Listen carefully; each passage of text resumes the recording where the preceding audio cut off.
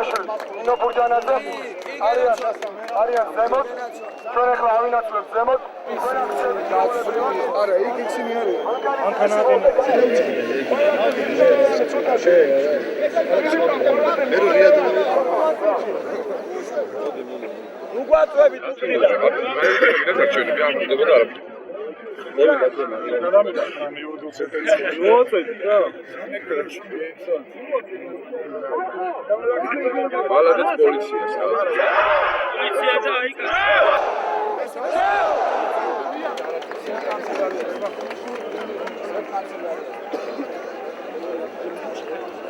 დაცვის უფროსმა მითხრა, რომ სოფო არიო მოსულიო პარლამენტის შენობაში და უნდა ამომიყვანა ბაბუსთან.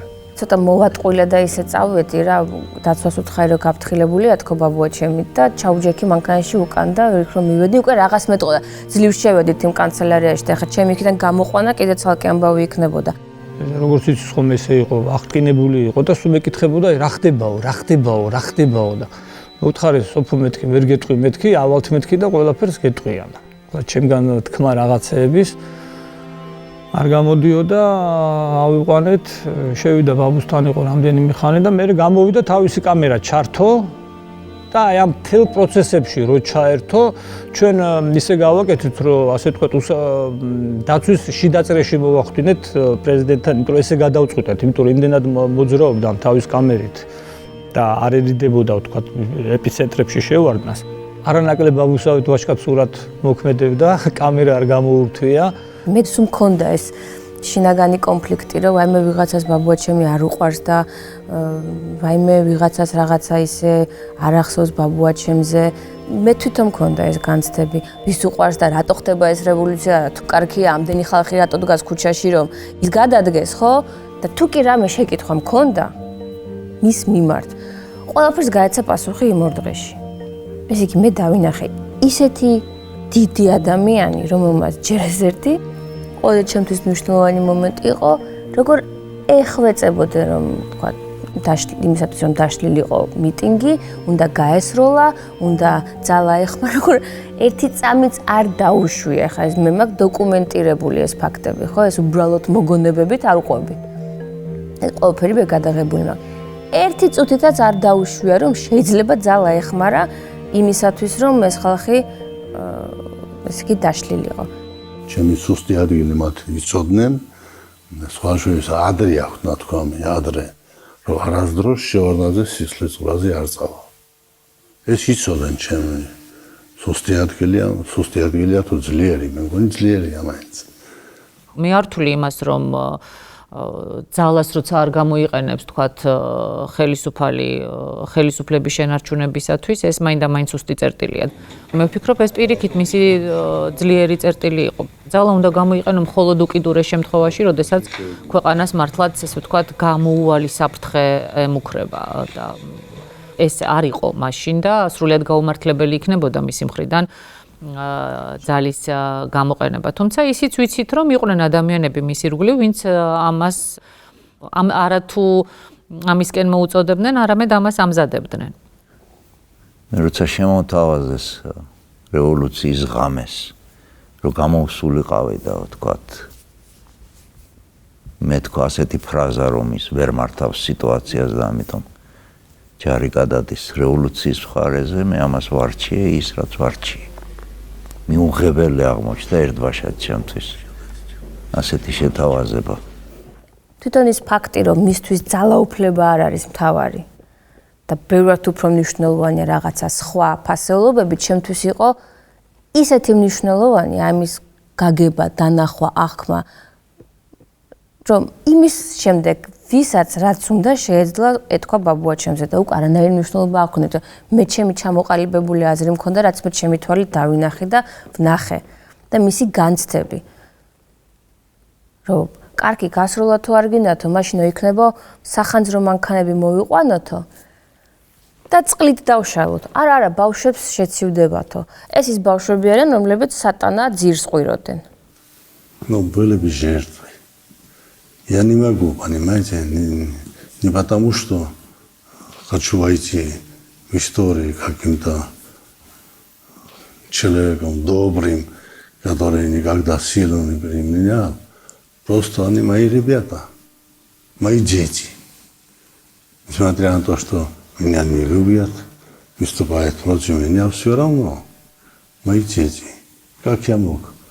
ვინ მოექცევა ესე იმ ხალხს, ვინც შენს წინააღმდეგ გამოდის. თუ ეს არ არის ნამდვილი სიყვარული შენი სამშობლოს და იმ ხალხისადმი, თუნდაც რომლებიც ვერ გიტანენ. ერთი გასვლა კი არა, ერთი წინააღმდეგ არ ყოფილა. ხალხი როგორც კი მოვიდა, ეგრევე გაუხსნეს. აი ეს არის უსისხლო რევოლუცია. აი ეს ბატონო მიხეილ, რას აპირებთ ახლა? ჩვენ ვაპირებთ რომ შევარდნაძე გადადგეს დღეს. შევარდნაძე გადადგება რამდენი სამრო იქნებოდეთ. თვითმფრინავია გამზადებული, დაждდეს და გაფრინდეს, დაღვალებოს თავი. ახლა ძალიან კარგად მახსოვს პიონერთა სასახლესთან ვიყავი და თუ გახსოვთ აჭარიდან ჩამოსულების მიტინგი მიდიოდა პარლამენტის წინ, აქეთ უზარმაზარი მიტინგი და პოლიცია იდგა ამათ შორის გამყოფად. ხალხის რაოდენობაც მახსოვს 400 იქეთ იდგა პოლიციელი, 400 აქეთ. რაღაც გარკვეულ პერიოდამდე ვახერხებდით აი ამ განეიტრალებას და შუაში და რაღაცა 3-4 საათის მერე ეს უკვე გაირღვა ესე ვთქვათ პოლიციელების ჯებირი და ნუ მაშინ ვიფიქრე რომ მეთქი აი ახლა რა მოხდება უკვე კაცმა არ იცის მეთქი. სესია რო გამოცხადდება გახსნილად ახალი დეპუტატების შეკრებისთანავე ძველი პარლამენტი კარგავს უფლებამოსილებას. აი ასეთი ჩანაწერი იყო კონსტიტუციაში. გაიხსნა, ჰიმნი შესრულდა და დამთავრდა. შეიძლებოდა სესია იმ წუთშივე დახურულიყო. აი შეჭრა და ჩაშლა უკვე აღარ იქნებოდა. და სულ სხვა სამართლებრივ სტატუსს დააყენებდა. ან მოესწრებოდა რა, იცით, მოესწრებოდა რომ კიდე უფრო წინწადგმული ნაბიჯი იქნებოდა თუ სამანდატო კომისია დაამტკიცებდა პარლამენტარების უფლებამოსილებებს. ეს არის ერთი 10-15 წუთიანი პროცედურა. ეს მთლიანად წერტილს დაუსვამდა.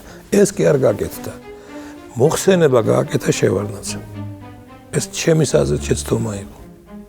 ახლა სანამ ეს გაიხსნა, სანამ ეს გავიდა ნახევ და დადგა ტრიბუნას და ჩააყენე შევარდნაძე ხერხულ მდგომარეობაში. ვინ გადმოწია ეს, რატომ გამოიყვანეს პრეზიდენტი დასაწყისში და მას ახლა თუ გამოვიდა, მას სერიოზული მოხსენება ჰქონდა, ხო? ამასობაში 40 წლიმად მოასწრეს შეკრება ორგანიზებულად და წასვლა. ბოლო მომენტამდე, ნუ ხანდახან გახმოვანდებოდა ხოლმე მისი გადადგომის მოთხოვნა, ეს ბუნებრივია, ეხლა როდესაც ესეთი რევოლუციური განწყობა, მაგრამ კიდევ ერთხელ ვიმეორებ, ჩვენი ამოცანა არ იყო შევარდნაძის გადადგომა და მისი გადაყენება. მით უმეტეს, რომ რამდენიმე თვეში, პრაქტიკულად აპრილში უნდა ჩატარებულიყო უკვე საპრეზიდენტო არჩევნები. არანაირად ჩვენი, ესე ვთქვათ, ამოცანა მისი გადადგომა არ იყო, მაგრამ პარლამენტის კი.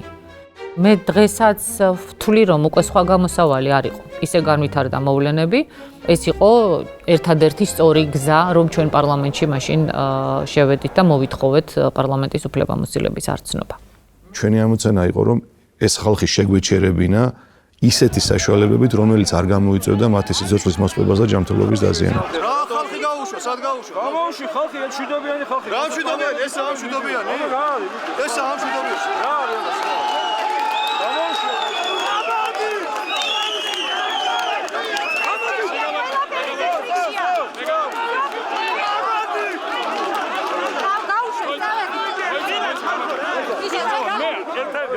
ვითხარ, ნუ აჩერებთ ხალხს, ამ ხალხს აჭარეს ყავს იშა, რას ქვია ხელს? არ ჩავწევ ხელს. არ ჩავწევ ხელს. არ ჩავწევ ხელს. მე ვარ მშვიდობიანი დემონსტრანტი, მაგრამ ის ხელები გაწიე.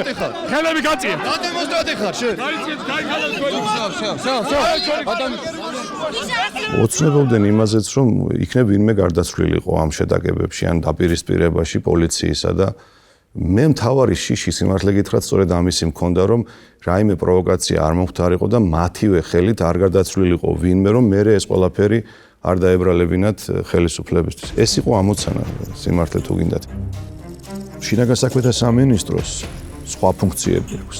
სახელმწიფო დაცვის სამსახურს სხვა შიდა ტერიტორია და პერიმეტრი ეს იყო და როცა შიდა ტერიტორიაზე და პერიმეტრზე მოხდება კაცი მით უმეტეს მოძალადე შეიარაღებული უკვე იქ შესაძლებელია, მაგრამ ნუ სხვა სამსახურებმა ეს თავიანთი კომპეტენციის ფარგლებში ეს აღარ განახორციელეს უბრალოდ რა. იქ შესაძლებელი იყო, მაგრამ კიდე კაი, მადლობა ღმერთს რომ ეს არ მოხდა. იმიტომ რომ მით უმეტეს აბსოლუტურად სხვაგვარად იქნებოდა ეს ყველაფერი შეფასებული.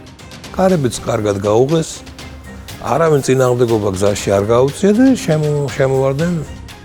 მე სიმართლე გითხრათ, გათვალისწინებით იმისა, რომ ვიცოდი როგორ მოქმედებს ედვარდ შევარდნაძე და როგორ მოქმედებდა ის ძალიან კრიტიკულ სიტუაციებში. ვთქვათ, იგივე ბავშვობიდან მახსოვდა ენასთან დაკავშირებული მისი გადაწყვეტილება, იგივე სტადიონთან დაკავშირებული მისი გადაწყვეტილება. თუნდაც 2003 წელს, როდესაც ის პარლამენტის წინ მოვიდა სრულიად მოულოდნელად, ხო? არ იყო ხა მარტივი, ვთქვათ, ესე უცებ მოსვლა იმ ადამიანებთან, რომლებიც ჩვენ წინააღმდეგ ესე კატეგორიულად იბრძვიან. მე ვფიქრობდი, რომ ის მაინც აუღებდა ალღოს ბოლო მომენტში სიტუაციას და არ გამოაცხადებდა პარლამენტს უფლებამოსილად. ეს ძალიან რადიკალურად შეცვლიდა სიტუაციას. სხვა სცენარით წავიდოდა ურთიერთობები. კონფლიქტი ამით არ ამოიწურებოდა, მაგრამ სხვა სცენარით ის კონფლიქტი ჩემის აზრით გაცილებით უფრო დიდი ალბათობით ჩაწყმარდებოდა. მე რომ შემძლებოდა ისტორიის დაწერა, ვთქვათ, მე გავაკეთებდი ისე, როგორც მოგახსენეთ, დავნიშნავდი ახალ არჩევნებს, შესაბამისად შემდეგ უკვე ჩავატარებდი მორიგ არჩევნებს საპრეზიდენტოს რევოლუციური ძროების გარეშე, მაგრამ ჩვენზე არ არის დამოკიდებული სამწუხაროდ ბევრი რამ. ყველამ უღალატა შევარდნაძეს, ყველამ, ვინც მაგის გარშემო იყო. კარი უშიშროებამ, პოლიციამ, იმ გვერდზე მდგომმა ვითომ მხარდამჭერებმა რეალურად დატოვეს მარტო აბსოლუტურად. აბსოლუტურად მარტო დატოვეს რა. ვინც მეგონა რომ მის გვერდით უნდა ყოფილიყო და რო აღმოჩნდა რომ კობერნარ ჩემაშვილის გარდა მე მგონი აღარავინ აღარ იდგა მის გვერდით. დანარჩენი ყველა გარიგებული იყო ჩვეულებრივად პირდაპირ. ეს მერე გამოჩნდა.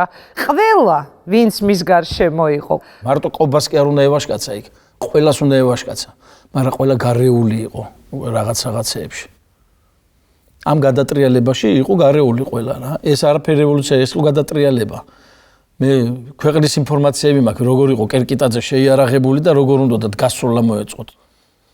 იცით როგორა ყველა სახელმწიფოში როგორიც არ უნდა იყოს, როგორი განვითარებულიც არიან ერთგულების და არიან ორგულების.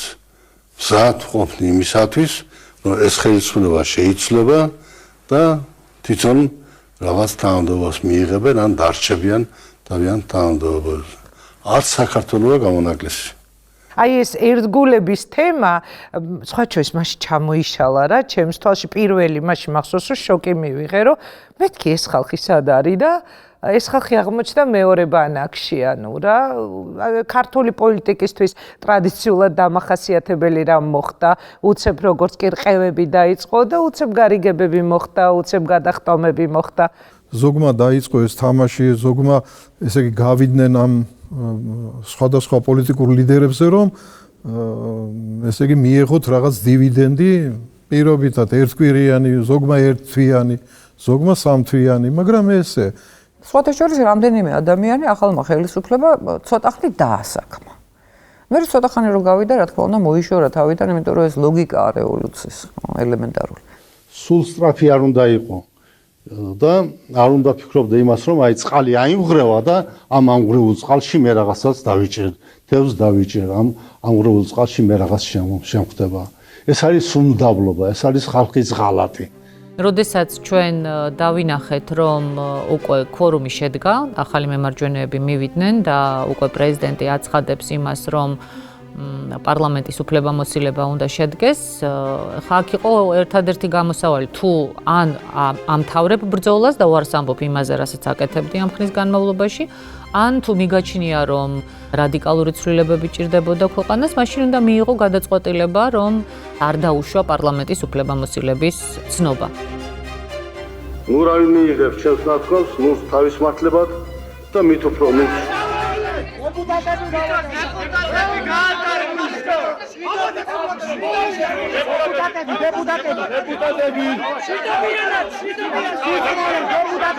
პრეზიდენტი გადადგება კონსტიტუციის მოთხოვნების შესაბამისად. მორალური საფუძველი მაქვს. მე როგორც არ უნდა შემიშალო ხელი, ჩემს საქმეს მაინც ვეთქვი ზოგადად პარლამენტში.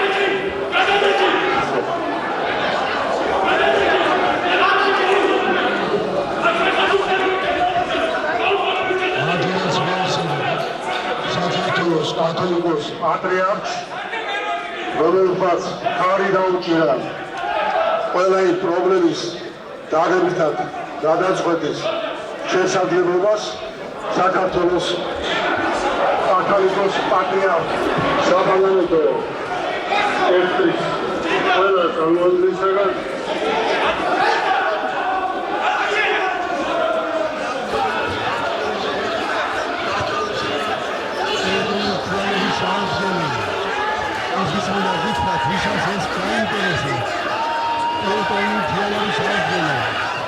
ეს რუსეთის ხელისუფლებაში ძალიან სერიოზული საუბარი ისიც მინდა ვთქვა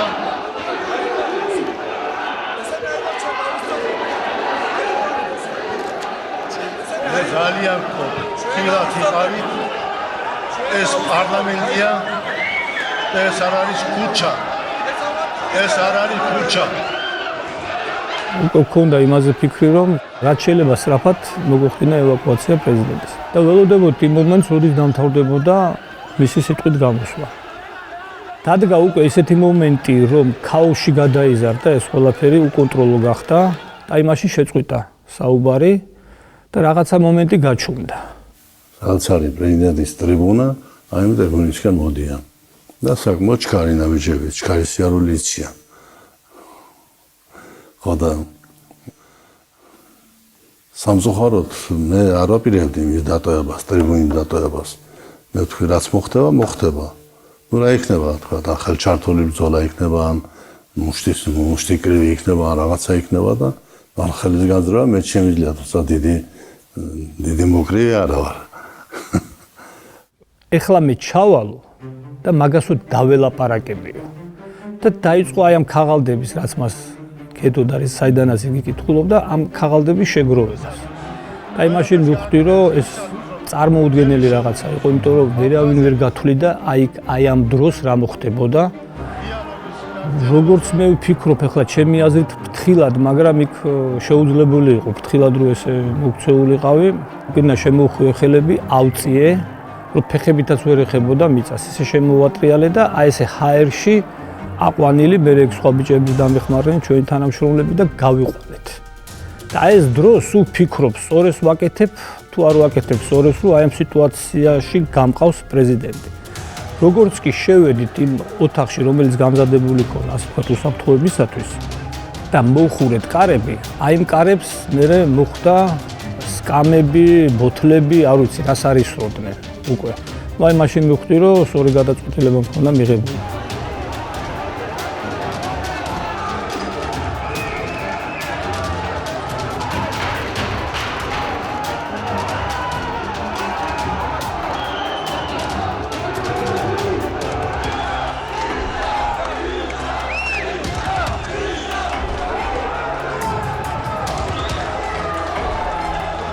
ეს არის სახელმწიფო განატრიალების ცდელობა. პირდაპირ.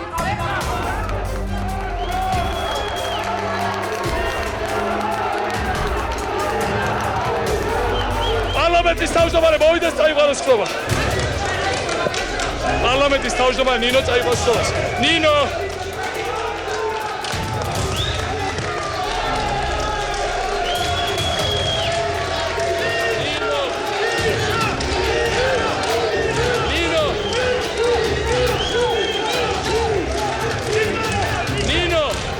საქართველოს უნდა მოვიდეს აქ ახლა.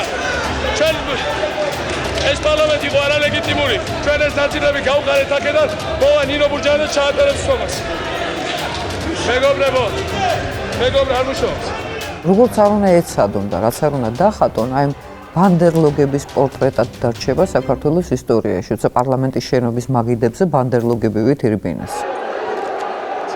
ხო, ნინო ბურჯაძე შემოვიდეს და ყველა გაიწიოთ нормальный мужчина парламент. Он поднялся, посмотрел налево, направо, увидел чай и выпил. Ваш чай? Да, мой чай. Ну, с тех пор, по-моему, лучше он себя чувствует. არ ვიცი, ხა რა ეგონა რომ შევარდნაძე წყალი გადაესხმეოდა, როცა მისი ჩაიდალია იქ თუ რა იყო, ყოველ შემთხვევაში ხა სააკაშვილის ფონზე ყველა გაფერმკრთალდა, რა თქმა უნდა.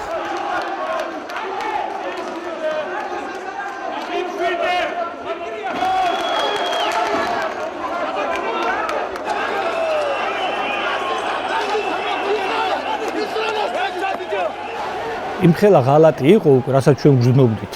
ყველა შეელო, ან ხელკეტი ესროლა, ან რაღაცა იარაღი ესროლა, იმიტომ რომ აბსოლუტურად ისეთი ქაოსი მიდიოდა, რომ აი ვისაც რა უნდა ეკეთებინა. არავინ არაფერს არ აკეთებდა. ყველა გაქცეული, ყველა დაბნეული, ყველა სადღაც ვარდებოდა, ყველა სადღაც გარბოდა. და მე პირდაპირ, მე მეორე სართულზე, მეორე სახლში უყურებდი, როგორ დარბოდნენ ჟვანიას არიკებს და როგორ ახსენებდა ვალერიც და სულხანიც, როგორ იყვნენ ჩართულები, ეხლა რას ვაკეთებთ, ეხლა სადგან ამას მე ხო უსმენდი, უკვე პირდაპირ. ეს არის მართლა ეს საოცრება, ესე მშვიდობიანად. ყოველგვარი ძალადობის გარეშე, რომ მოხდა მართლა ხალხის ნების გამოხატვა. შიშის და ღალატის სუნია ყველგან იდგა ეს გარბოდნენ, გამორბოდნენ, ყველას ეშინოდა, ვერ ხვდებოდნენ დარჩება, არ დარჩება. აი ეს იმდენად ცხადი იყო, იმდენად მე ხა მაშინ არ ვიყავი ესეთი გათვითცნობიერებული ამ ყოველში, მაგრამ ეს იმდენად ვერ იმალებოდა და როგორ იქცეოდა ბაბუაჩემი. აი ერთი წარბი არ შეუხრია. ეს ისეთი სასიამოვნო იყო ჩემთვის, რომ აი ამის შვილი ვარ მე. დროშები, რომლებიც მათ უკვე ხელკეტებად გამოიყენეს, ამის დარტყმა წავიდა, ასე ვთქვათ, კარებზე და იყო იმის საშიშროება, რომ კარებს ჩამოიყევდნენ. აი მე უკვე მეორე ევაკუაცია მოხდა პრეზიდენტის, საერთოდ იმ შენობიდან გამოყვანა. და რასაც ქვია წინ მიყვებოდი, იარაღი და კორიდორი სუფთა, მარჯვნივ, აქეთ ლეწვა მიდის, აქეთ ჩხუბი მიდის. აქ ჩამოვედით პარლამენტის წინ, იქაც შეგროვილი ნაწილი მომხრეებისა იყო და აქ მიმართა ორი სიტყვით. დიდი მადლობა. მადლობთ. ბატონო წყალი. ბატონ პრეზიდენტი. გამოსავალ საერთოდ ისევ შევიგება. ბათუმიდან ჩამოსული ხალხი იყო, თქვათ, კეთილად გაწყობილი ჩვენს მიმართ, მაგრამ მან უკვე იმდენად დიდი მასა მოედინებოდა ორივე მხარედან, ქუჩის ორივე მხარედან, რომ აგრესიული მასად შეუერთდა უკვე მაგათ. როდესაც გამოვიყვანეთ, აბო, ზუსტად პარლამენტის წინ მერიოტისკენ მივემართებოდით, უკვე ჩვენ აღარავის აღარ ვენდობოდით, იმიტომ რომ აღარ ვიცოდით, ვინ იყო მტერი და ვინ იყო მოყვარე. რომ გავიყვანეთ, ხდებოდა ესეთი რაღაცა, ასევე ჩაკეტილი იყო მოედანი პარლამენტის წინ ორივე მხრიდან ავტობუსებით და დასაცავი მანქანა ბრონირებული ვერ შემოყვავდა, რომ ჩაგვესვა ამ საფრთხოდ ამ მანქანაში. ერთ-ერთმა უახლოესმა, ერთ-ერთმა ყველაზე პირველმა პირმა ერთ დრო შევარდნაძესა, ისიც პოლიციელი იყო. ესკორტი არ გაატარა იმისთვის, რომ შევარდნაძე გაგვეყვანა. საერთოდ ესკორტი უნდა გასულიყო და არ მისცა საშუალება, რომ მანქანებით ჩახერგილი იყო, არ გააწევინა.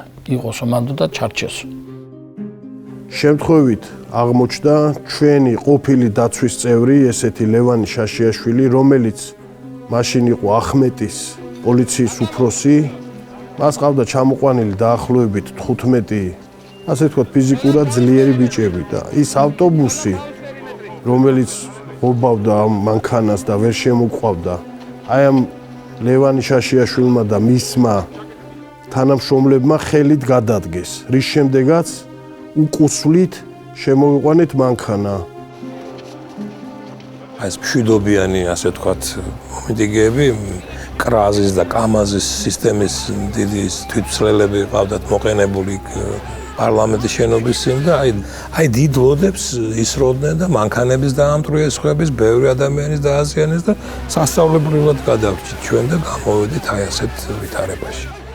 მე მომიხდა სროლა პარლამენტის მოედნის წინ, იმიტომ რომ დაახლოებით აგურის ხელა, ბეტონის და რკინანარევი ნაჭრები წამოვიდა გაურკვეველი მასიდან. ამიტომ რა თქმა უნდა, ჰაერის მიმართულებით გამაფრთხილებელი რამდენიმე გასროლა გავაკეთე. ფაქტურად სრულად გამოვედით იქიდან. რომ ეს ხალხის მასა შეშინებოდა და გასულიყო. რა თქმა უნდა, ჰაერში ვისროდით. ხმაურიდან გამომდინარე, რომ შეშინებოდა და გასულიყო. მართლა ძალიან საშიში სიტუაცია იყო ნებისმიერ მომენტში, რაც გინდა შეიძლება მომხდარიყო. და ერთი წუთით არ მქონდა იმის განცდა რომ ეშინია, იმიტომ რომ ვიცოდი რომ იმის გვერდში არაფერი არ მომივა. ხა ეს აუხსნელი გრძნობა არ ვიძახი ამან პათოსით.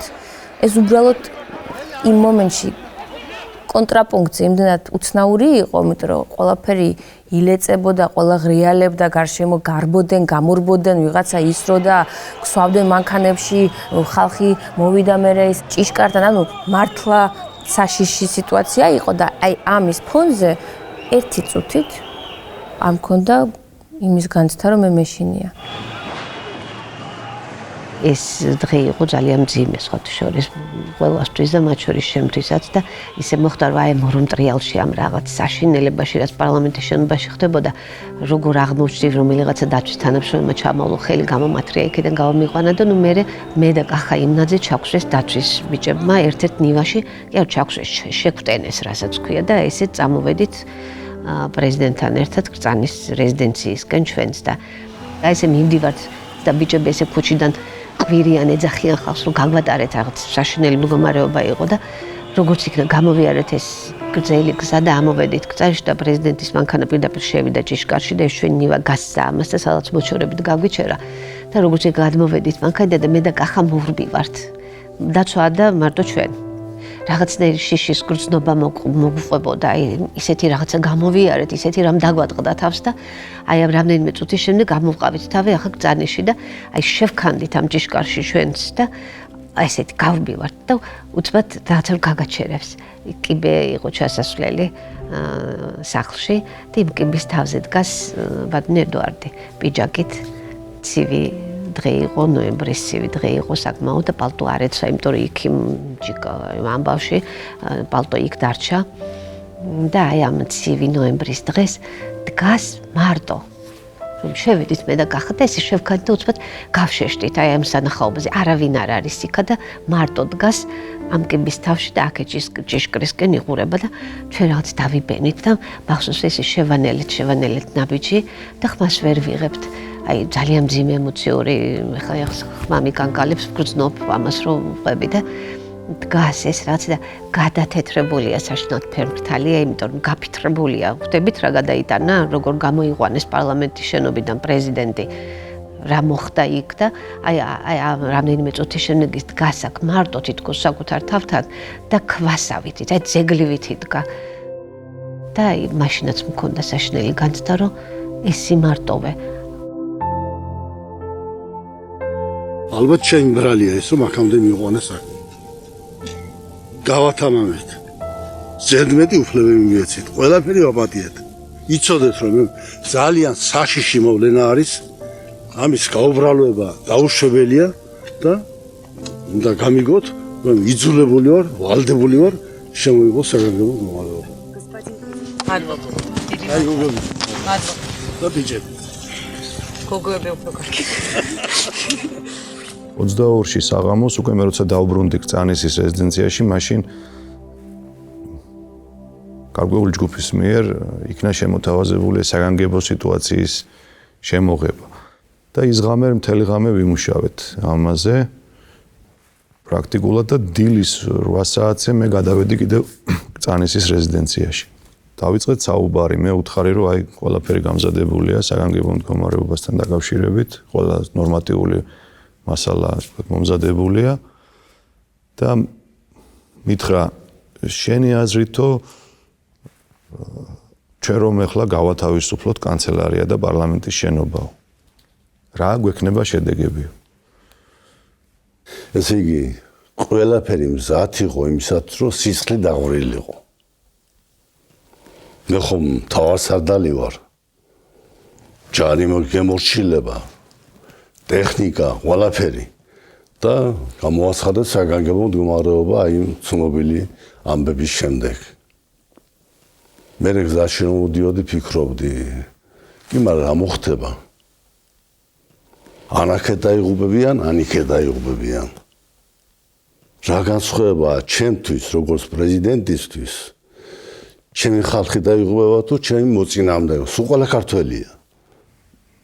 მე ვთხარი, ნუ ამისთვის ჩვენ სხვა საშუალება არ არსებობს, იმიტომ რომ ეგ შეიარაღებული ხალხია, უნდა გამოვიყინოთ სპეცდანიშნულების დანაყოფები, მე ვთხარი. შესაძლებელია, რომ სვერბლი იყოს დაახლოებით 20-30 კაცი იქეთა მხრიდან, ალბათ 2-3 დაჭრილი შეიძლება ჩვენგან მაქსიმუმ. მაგრამ მივიღებთ აი ამ შედეგს. როცა მან ეს მოისმინა თქვა რომ მე ამაზე არავითარ შემთხვევაში არ წავალ, მე ასეც ვფიქრობდი და იცი მე მთელი ღამე ვიფიქრე ამაზე და გადავწყვიტე რომ გავაუქმო საგანგებო მდგომარეობა. და გადავდგი. იმ ღამესაც კი ჩვენ შეგვეძლო მაგალითად დაგვეწყო რეპრესიული მოქმედებები და პრობლემა არ იყო ამაში დამერწმუნეთ. ასაკვირველია იყო ბევრი მოღალატე, მაგრამ იქ იყო იმის ძალა, რომ ჩვენ დაგვეწყო, ესე ვთქვათ, ვინმეს დაკავება, რაღაც ამას გავაკეთებდით და ეს სიტუაცია გადაწყდებოდა. აი, რა შედეგები ექნებოდა ამას პერსპექტივაში, ეს სხვა საკითხია, რამდენად შევძლებდით ჩვენ ამის, ესე ვთქვათ, შენარჩუნებას ამ პროცესისას და ეს სხვა მომენტი იყო, როგორ იმოქმედებდა ეს, რა სახეს მიიღებდა ხელის, ეს სხვა საკითხებია და ძალიან ძნელი გასარკვევი. ალბათ ჩვენთვის არასასარგებლოდ განვითარდებოდა მაინც მოვლენები, მე ასე ვთვლი. ალბათ სხვა მის ადგილას წავიდოდა უფრო სასტიკ რეპრესიებზეც, წავიდოდა დაჭერებზეც, წავიდოდა იმავე ჯარის ჩარევაზე, მაგრამ შევარდნაძე როგორც ყველაზე უფრო ბრძენი და წინდახედული ცნობდა რომ ეს ალბათ საბოლოო ჯამში მაინც არ იქნებოდა მოგებული ომი, იცით, მოგებული ბრძოლა. მისი შეფასება იყო ასეთი რომ შედეგად შეიძლება და მიგვიღო ის რაც მან უკვე იხილა როგორც მოახსენეთ, როდესაც საქართველოში დაბრუნდა 92-ში. ჩემის აზრით ეს მე ვფიქრობ ესე რომ ივანოვის ჩამოსვლამ გადაწყვიტა, მაშინ მიხვდა შევარდნაძე რომ მორჩა, იმიტომ რომ დასავლეთის მხარდაჭერა არ არის და რუსეთმა ღია დაუჭირა მხარი სააკაშვილს. მე იქ ვიყავი ივანოვი რომ ჩამოფრინდა, დილას გამთენიას მოვიდა, წარმოიდგინე რუსეთის საგარეო საქმეთა მინისტრი მოდის მიტინგზე. მე არ ვიდექი შევარდნაძეების მომხრეებში მაშინ პირიქით. ეს თითქოს რაღაც ჟესტივით იყო და ცოტა გაუგებარი იყო მისი მხრიდან. ალბათ ბატონმა ედუარდმაც ასე აღიქვა ეს ამბავი, რომ ეხლა თუ შევხვდი და თუ შუამავალი ხარ, მაშინ რაღაც შუაღამეს რატო მიდიხარ, რაღაც რატო იჩენ ამ აქტიურობას და რა საჭიროა ეს. მირეკავს იგორი, სადღაც ეს 6 საათია, 7:30 შეიძლება, რომ მეუბნება რომ აი აქ ავართ, ყველანი აქ არიან, მithulis ვინ არიან იქ, ეს იყვნენ იგორი, რუსეთის ელჩი საქართველოში ჩხიკვიშვილი ვლადიმერი და ზურაბ აბაშიძე, ჩვენი ელჩი რუსეთში. აი ეს შემადგენლობა, რომელიც იქ არის. სააკაშვილი, ჟვანია და გორჯანაძე. აი ესენი არიან იქ. და მეუბნება რომ ჩვენ რაღაცეთი გახარებული ტონი აქვს, მეუბნება რომ ჩვენ ყველაფერზე მოვილაპარაკეთ. და შევარდნაძეს ასე ვთქვათ, აი ესეთი რამ შეგიძლია გადასცე, რომ ჩვენ მოვილაპარაკეთ, რომ ესენი დაცლიან ერთ შენობასაც და მეორე შენობასაც თანახმარიან. ეს მოხდება რა შემთხვევაში, თუ შევარდნაძე და ხელისუფლება ითქვის და გამოაცხადებს იმის შესახებ, რომ ეს არჩევნები მართლაც არ იყო შესაბამისად ჩატარებული და გაუქმდეს და არჩევნები თუ შევარდნაძე დანიშნავს სექტემბრის თვეში. სექტემბრის თვემდე შევარდნაძის გადადგომას არ მოითხოვენ ისინი და კვლავ შევარდნაძემ და მისმა ხელისუფლებამ ჩაატაროს ის არჩევნები სექტემბრის თვეში. ეს არის ნოემბერი, ხომ? ესე იგი 10 თვის მერე, 9-10 თვის მერე. და მთხოვს რომ იქნებ შენ დაუკავშირდე შევარდნაძეს და ჩვენ ესენი ყველა მიგვიღოს და აი ჩვენ ეს მას უთხრათ. ეხლა მე ვთქვი კი თქვენ ეს გეუნები და მიგიღებთ შევარდნაძე თქვათ, მაგრამ აგერ ცოტა ხნის წინ სააკაშვილი გამოვიდა მიტინგზე და გამოაცხადა თქვენი თავს მოიქნება დავიძრებით ანისის საბრძოლო მე ვთქვი ეს რანაირად უთანხმდება მეთქი იგორ, აი ეს იკითხე მეთქი როგორ მეთქი. არა, ნუ აგერს ხედავ ყველა მეუბნება და აი აგერ არიანო და ჩვენ აი ამათგან გეუნებითო.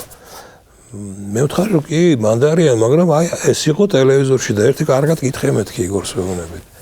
ნუ იგორი მე აი აგერ და მე ხო აგერო იმანო თქვაო რომ მეუბნებაო სააკაშვილი მე ხო გამოვალო და გამოაცხადება რომ რამდენიმე ხანით გადაიდოს ეს შტურმია. თაველოდებით შევარდნაძესთან შეხვედრასო. აგერ და შენთან დაელაპარაკე და დამალაპარაკა ეს მიშამე. სააკაშვილი და იმან იგივე გამიმეორა მე. კარგი მეთქი მე ესე იგორს დაველაპარაკე, კარგი მე ოთხერ დაველაპარაკებე მე შევარდნაძეს და ეთქვი ამ ამბავს. დაურეკე შევარდნაძეს და ბატონმა ედუარდმა მითხრა ზუსტად ის რაც მე ვკითხე, პირველი კითხვა გამიშთა, მას გავიშთა ეს კითხვა სრულიად ბუნებრივად, რომ კი მაგრამ აგერ ჩემ ასაღებად მოდიანო და მე რაზე ველაპარაკო. მე ვთხარი აი ასე მითხრა მეთქი და იგორმა მართლაც დაურეკა, მე მიმეცი მას ნომერი სათანადო დაურეკა და ისე დამენეგა და მეთქი კიო ჩვენო მოველაპარაკეთო, გველოდებაო და შენო მე ნუღა გამომივლიო, მე ამათთან ერთად წამოვალ და შენ პირდაპირ იქ წამოდი წანიში და იქ შევხვდეთ ერთმანეთსო. და აი ასე დამთავრდეს. წამოვედით ახლა მე იმ წუთშივე დავჯექი რასაკვირველია მანქანაზე და წანიში. და მე ვხედავ რომ ეს ხალხი უკვე წანისისკენ დაძრულია და აი ჯერ მისული იმ წანის ასახვევთან არ არიან. აი ორთაჭალაში მოდიან და მე ამათ გავასწარე ამ კოლონას და ახლა მე დარწმუნებული ვარ რომ კი დავინახე ესენი მოდიან, მაგრამ დარწმუნებული ვარ ალბათ გაჩერდებიან და ეს გადაიძვენ რომ აგერ ვისაუბრეთ ამ თემაზე. ამათ ცოტა შეაგვიანდათ, იმიტომ შეაგვიანდათ ცოტა რომ ეს ხალხი რომ მოდიოდა ვახტანგ ჩეულიშვილი ამოდიოდა თურმე და ის ახსოვს საზოგადოებას, აი ესეთი უსიამოვნო ინციდენტი მოხდა და ესენი რომ მოდიან უკვე ეს სააკაშვილი, ჟვანია და აი ეს იგორ ივანოვი და ესენი რომ ამოდიან ამას შეესწრენ და გააჩერეს მანქანა, გადმოვიდნენ და აი ივანოვის და ჟვანიაც განსაკუთრებით ჩაერიენ აი ამ გასაშველებლად და ნახეს რომ სიტუაცია აბსოლუტურად უმართავია. რომ ასეა მასას როცა რაღაცაზე წააქეზე მე იმის გაჩერება ძალიან ძნელია, ხო? და ძალიან დიდი მასა მოსახლეობისამ დაიწყო ამოსვლა უკვე კრწანიშში. და უკვე იყო სერიოზული საუბარი იმაზე, რომ უკვე რასაც ქვია დიდი ევაკუაცია მომხდარიყო პრეზიდენტის მის უსაფრთხოების ზომებიდან გამომდინარე. ძალიან დაძაბული სიტუაცია იყო ჩვენთან სახლში, იმიტომ რომ გვეუბნებოდა რომ ევაკუაციისთვის მოემზადათ, რუსთავი ორზე აჩვენებდნენ ივანოვის თვითმფრინავს და რატომღაც იძახდა რომ შევარდნაძის ოჯახი ახლა ამ თვითმფრინავში ჯდება და მიფრინავენ და ამ დროს ჩვენ შუქს გვაქრობინებენ და უკვე ყველანი ვზივართ ჩაცმულები იმისთვის მზად რომ ახლა შეიძლება ნებისმიერ მომენტში ჩვენ დაგვიძახონ და ჩვენ უნდა ჩავშოთ მანქანებში და რაღაცა საიდუმლო მარშრუტით წავიდეთ აზერბაიჯანში. ჩემი ბებია რომელიც მაშინ უკვე შეუძლოთ იყო ის მაინც ქალია და პირველი მისი ინსტინქტი მიხედავს რომ გიждდება თავის ქმარზე არის რომ უზიან შვილები, შვილიშვილები, ყველანი უყურებთ ერთმანეთს, ესეთი გაფართოებული თორემ რომ მართლა არ ვიცით შემდეგ რა იქნება. შემოვარდება ხალხი, არ შემოვარდება, მოგვიწევს აქედან წასვლა, არ მოგვიწევს. ახლა პირველი ინსტინქტია რომ დაიცვას თავისი შვილები და შვილიშვილები, ეს ბებია ჩემი. ხო. დაარეკინა ბაბუა ჩემთან და ესეთი ძახით ეუბნება რომ ედო აი რა 2 წელია ტვინი წამიღე, უნდა გადავდგე, რაღა დღეს გაჯიუტდი, გადადეკია. იქ ჩემი შვილი მუშაობს იუნესკოში, ბაღატა. ისიც მირეკავს. მამა არაფერი შეგაშალოს. სისხლი არ დაღვარო. თორე შეგაჩვენებს, სამუდამოდ შეგაჩვენებს ქართველი ხალხი. მე ასე ვფიქრობდი და ასე ფიქრობდა მთელი ჩემი ოჯახი. აი მანაც ასე ფიქრობდა. მე ვუთხარი რომ შეიძლებოდა ევაკუაცია მომხდარიყო მისი, ოღონ არა იმ მარშრუტით, რომელი მარშრუტიც მისთვის შეთავაზებული იყო ზოგადად, იმიტომ რომ მე მქონდა ინფორმაცია რომ ეს აღარ იყო უკვე სანდო ესე ვთქვათ მარშრუტი. და უთხარი მას ამის დაობაზე და მან ესე შემომხედა და ეს რას მელაპარაკებია ესე კატეგორიულად რომ მე არსად არ წავალ, მე ამ ქვეყანაში ვიცხოვრებო და მე აქ მოვკვდებიო ესეთი რაღაცა თქვა მე არავითარ შემთხვევაში არ დავტოვებ და ჩემი წასვლითო რაღაცა დესტაბილიზაციის იმას არ შევქმნიო გამორიცხულიო. რა შევესწარეთ ახლა შეხედვარ და ველოდებით შევარდნაძეს თან ერთად რომ ისინი ამოვლენ და შეხვედრა უნდა მოხდეს და ნუ ერთი რაღაც 45 წუთიანი პაუზა დაახლოებით შეიძლება 1 საათიანიც ეს იყო აი მოკლედ მე სანამ ისინი ამოვიდოდნენ და ხედავ რომ ეს მისი გარემოცვა ძალიან პრესავს თუ შეიძლება ასე თქვას აი ეუბნება რომ აი ისინი რატო უნდა მოდიოდნენ ერთადერთი რითაც ჩვენ გვაქვს ინფორმაცია რომ ერთადერთი რისთვისაც ისინი უნდა ამოვიდნენ ეს არის თქვენი გადადგომა ახლა ეს ერთხელ გაუმეორეს შევარდნაძეს, ორჯერ გაუმეორეს შევარდნაძეს. ახლა მე ცოტა გავფრაზე და უთხარი კი, მაგრამ რა ინფორმაციით საფუძველზე ლაპარაკობ თქვენ? აგერზე ხართ აკა, ხო? შევარდნაძე აგერ თვითონ ელაპარაკა, მე პირადად ის ადამიანები მელაპარაკნენ, ხო? მოდიან ამ წინადადებებით. ახლა როგორ მიიღებენ ამ წინადადებას, რა გადაწყვეტილი ეს მეორე ამბავია. ესე იგი პრესავდნენ, სულ უბიძგებდნენ მე ასეთი იმპერიის დღისითაც იყო ასეთი რაღაც პროვოკაციული ბიძგი შევარდნაძესაკენ, რომ ის გადამდგარიყო. ესე იგი ისინი რაღაცას ასრულებდნენ, ხო, რაღაცას ან მოსაზრებას, ან წინასწარ სქემას და ეს მისი უახლოესი გარემოცვა იყო. თავიდან, როდესაც ისინი შემოვიდნენ, ასე ვთქვათ, კწანის რეზიდენციაში, მე არ მახსოვს მაშინ ეს ჟურნალისტებმა დააფიქსირეს თუ არა, მაგრამ ძალიან დიდი შეხლა შემოხლა მოხდა ჩვენსა და მათ პირად დაცვასთან შორის. ამის გასულამდე მივიდა საქმე, იმდენად აგრესიულები იყვნენ. და დიდი სურვილი ჰქონდათ, რომ ისინი ასულიყვნენ ზემოთ, სადაც იქნებოდა ეს შეკრება. ასე ვთქვათ, პირადი დაცვა. და ამ შეხლა შემოხლის დროს ჩაერია ბატონი ზურაბი, როგორც მახსოვს, და მე მიშა სააკაშვილი გამოვიდა და უბრძანათ მათ, რომ არ ამოსულიყვნენ. იმდენად ძალიან დიდ კონფლიქტში გადაიზარდა ეს ყველაფერი. რაღაც ცოტა ისინი ცოტა გაწევ გამოწევა ქონდა ჩვენც რაღაც ძალიან ბევრი იყვნენ ისინი, ჩვენ არ ვიყავით რაიმე ძალიან თან უკვე შეარაღებულებიც იყვნენ, მიშას რო ვაჩერებდი რაღაც ხელი ვიცავქენი ბრონეჟილეტი ეცვა, მომზადებული იყვნენ ყველანაირად რა. ფოტოშორის ვარდები რაღაც ნაკლებად მახსოვს, იქ ავტომატებს უფრო მევაქცია ყურადღება და მათ რაოდენობას. და ივანოვი ეუბნება შევარდნაძეს, რომ არ გადადგე, უბრალოდ გაუქმე ამ არჩევნების შედეგები და 6 თვე დარჩი ხელისუფლებაში. ანუ 6 თვე რატო? 6 თვე დანიშნე ახალი არჩევნები 6 თვის მერე. მერე რაც გენდა ისკენ ასე ვთქვი. და ამ პერიოდში პრემიერ-მინისტრად დაიყენე ასლან აბაშიძე. სცენარი არის ელცინ პუტინის სცენარი, ხო? დაახლოებით მაგ სცენარით ასლანი დაიტოვა. პუტინიც იმიტომ ითხოვდა, რომ მემკვიდრე დაასახელეო. მემკვიდრეთ მათ უნდათ აბაშიძე.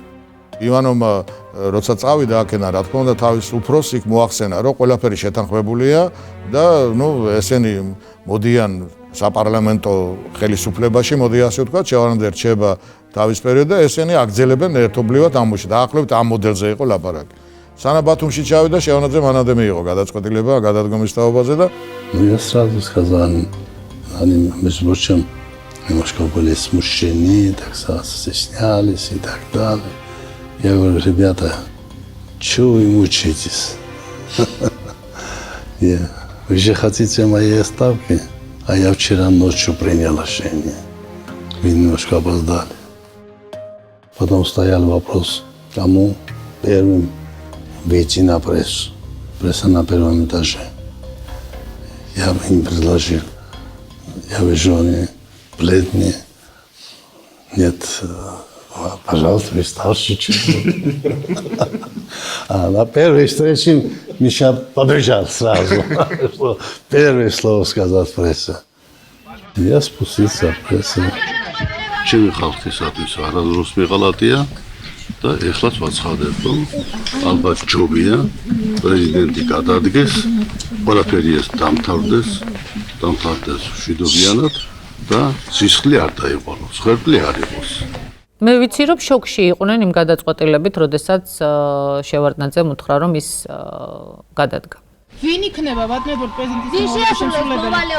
ეს ჟურნალისტებმა განიხილეთ და გადაწყვეტეთ. სახში. შემოვიდა ეს მირბის უაზრო წინ უკანეს სააკაშვილი, ხარი რა ხდება, სად არის ჟვანია? ჟვანია იმ დარბაზშია ისე მივედი და პანჯრისკენ არის შეტრიალ მომატრიალე, ცრემლები მოსდის. რა იყო მე ვთხარი სურას ვეუბნები და რა გატირებს რა გადადგა მეთქი ხო აი რაღაც ასეთ ტრანსის მდგომარეობაში არიან. შედეგიც მოულოდნელი იყო, მე არასოდეს არ დამავიწყდება მაგათ სასუწარკვეთილი მდგომარეობა, როდესაც დაბრუნდნენ იქიდან და მიხვდნენ რომ შევარდნაძე აღარ არის ხელისუფლებაში. აზრათაც არც ჰქონდათ შევარდნაძის წასვლა. არც სააკაშვილს, არც ჯვანიას არ ელოდნენ. არც უნდათ. მაგათი ყველაზე დიდი მოთხოვნა იყო 28% უნდათ, თუ კარჩე გამარჯვება უნდათ არჩევნებში, რომ ყველაზე დიდი შედეგი მიიღეს.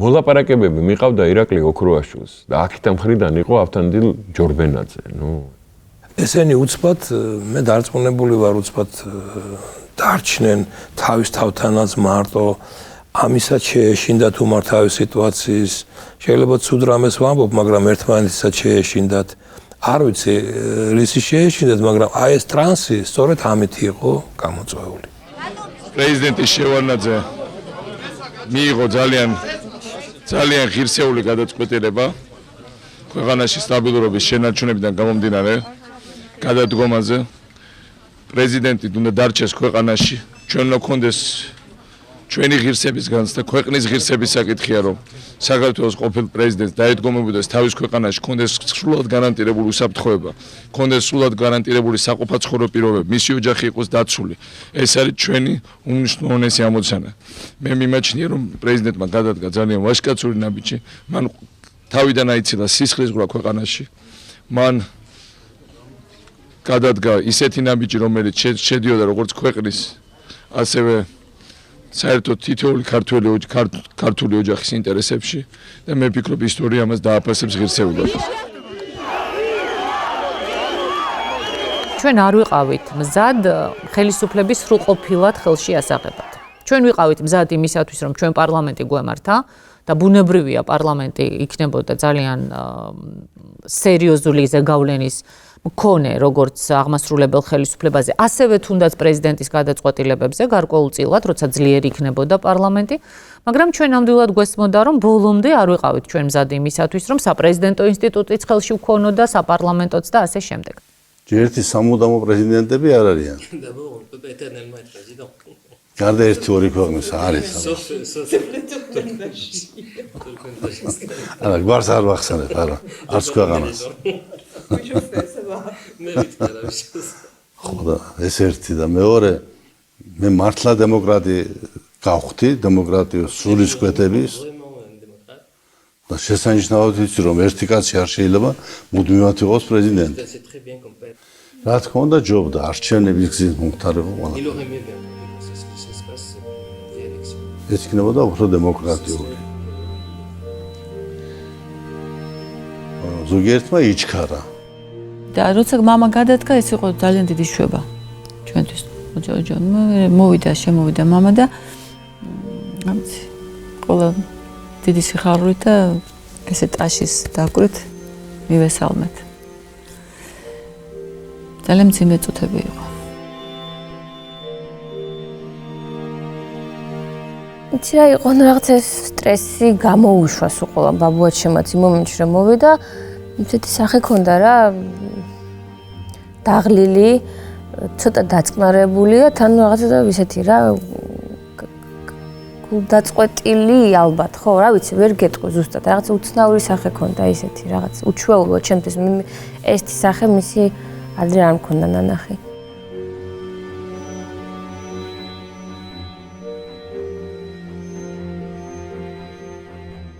ну ძალიან ნანერვიულებული ვიყავით ყველანი, მაგრამ ქონდა ძალიან ისეთი, არც ვერ ვიტყოდი ბედნიერი ვიყა, მაგრამ რაღაცა აი შემგრძნება მქონდა, ყველაფერი მშვიდობით დამთავრდა. ბაბუ დამბრუნდა სახლში მშვიდობით და რაც თავარია სისხლი არ დაიღვარა. მე მარტო დავჭით ვახშმის შემდეგ მე და ბაბუაჩემი და გადაღებული მაქვს ასევე კამერაზე უკვე რო ეტირება. არანაირი მნიშვნელობა არ აქვს ჩემთვისო. რას ყურიან ახლა და როგორ ზეიმობენ ჩემ გადადგომასო თავარი რომ სისხლი არ დაიღვარა. Ощущение было такое, что я сделал шаг, и благодаря этому шагу мы спасли жизнь многим и многим людям. Это самое главное ощущение, потому что это первая была ночь, когда 12 часов ночи легли, так сами семья, я тоже. И сегодня я спал до 11 часов утра. Это не бывало. Не бывало.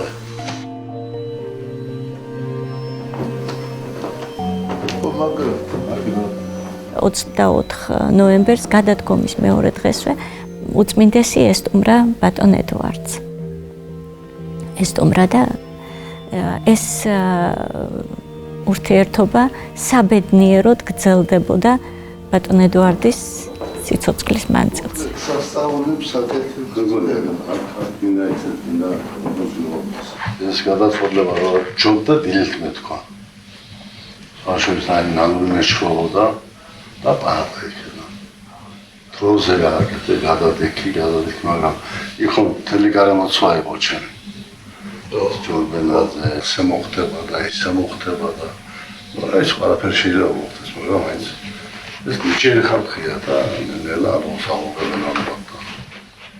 ივანოვის ცდა იმისა რომ აქ სიტუაცია თავის შუაზე დაელაგებინა ეს ესე ვერ მოხდა. დაალაგდა სიტუაცია ისე როგორც უნდა შევარნაძეს. ანუ დაალაგდა ისე როგორც იმ პერიოდისათვის საქართველოსთვის ჯობდა პირადად უნდა და ის პირადს არასდროს არ აკეთებდა. მან თქვა ესე პირდაპირ შემიძლია გითხრათ. მე არ გავაკეთებ ისე როგორც უნდათ მათ, მე გავაკეთებ ისე როგორც მე ვთვლი ჩემი ქვეყნისთვის საჭიროა და როგორც ვთვლი მე. როდესაც სახელმწიფო მოღვაწის წინაშე დგას საკითხი გააკეთოს არჩევანი დიდ ბოროტებასა და ნაკლებ ბოროტებას შორის. სიბრძნე და წინდახედულება სახელმწიფო მოღვაწისა, თუნდაც პრეზიდენტის გამოროს იმაში, რომ არ შეცდეს ამ არჩევანის გაკეთებაში. ახლა თქვენ ხომ მეჭვი არ გეპარებათ, რომ შევარდნაძეს ვერავინ მართავდა. შეიძლება რაღაც ინტერესები გაეთვალისწინებინა და ეს არ აწყობს ძლიერთა ამ ქვეყნისა, რომ ესე იქ პატარა ქვეყანაში, ვინ არის პატარა ქვეყანა საქართველოს სუსტი, არაფერს აწარმოადგენს ეკონომიკურად, ტექნოლოგიურად, ხო? და აი ტურისტების და მანდარინის იმედით არიან და ღვინო და ჩაი. და იქ არის ადამიანი, ვინც შენ ნააზრებს კარგად გამოიცნობს და ისეთ ცვლებს არ გააკეთებს, რომ შენი გაგატარებინო შენი ინტერესები. აი იმიტომ რომ ამერიკას გული გაუწრილა, იმიტომ რომ თეთრი მელა იყო და რუსეთმა დაინახა რომ ამან შეიძლება ისეთ ცვლები გააკეთოს, რასაც ვეღარ დააკავებს, რადგან აი რუსეთის კონტროლის ქვეშ ისე რომ რუსეთმა მთელი მინისტრთა კაბინეტი თავისი დაუსვა, აი ამ სიტუაციაში მოახერხა ბაქო-ჯეიჰანის პროექტის გატანა. ეხლა რა შეუნდოდა რუსეთს ასეთი მოთამაშე საქართველოში. და მე იმისთვის რომ ასლან სარჩავარდნო და ხელში მართვა, გადადგა და ესენი დატოვა მემკვიდრეებად. ოღონდ ესენი რო დატოვა, იქ იცოდა რომ რეალურად დაუდოვა სააკაშვილს. იმიტომ რომ იმ დროს სააკაშვილი იყო ტალღის თავზე. მაგრამ მაგების დრო აღარ იყო. მას უნდა აი ამ დაღებული ხალხიდან, რუსეთის მხრიდან დაღებული ხალხიდან და ამისთვის მას აღარ ქონდა ამერიკის იმედი. აი ამ პროცესებში. ნუ რა უყოთ ახლა? ელჩებიც ხდებიან და პრეზიდენტებიც ხდებიან. ვინც გააკეთა არჩევანი, შეიძლება სწორი არჩევანია.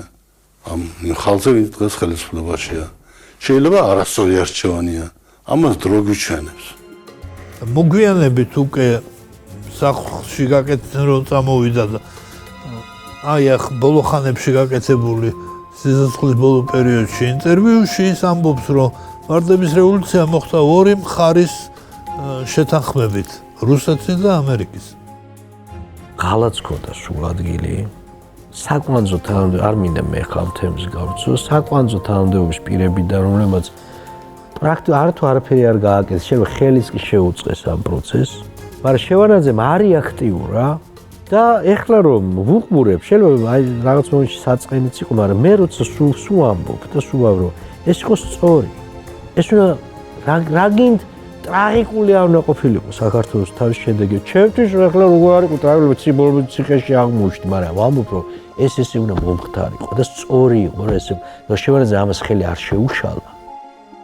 აი ჯობდა ამის ილუსტრაცია მომხდარიყო, ვიდრე ესე ამისთვის ხელი შეეშალა შევარდნაძეს და მე მთელი ცხოვრება ილუზიებში დარჩებოდა. ვიღაცები იტყვნენ, რომ აი რა ნათელი ძალა მოდიოდა და როგორ შეუშალეს მათ ხელი, რომ საქართველო გადაერჩინათ.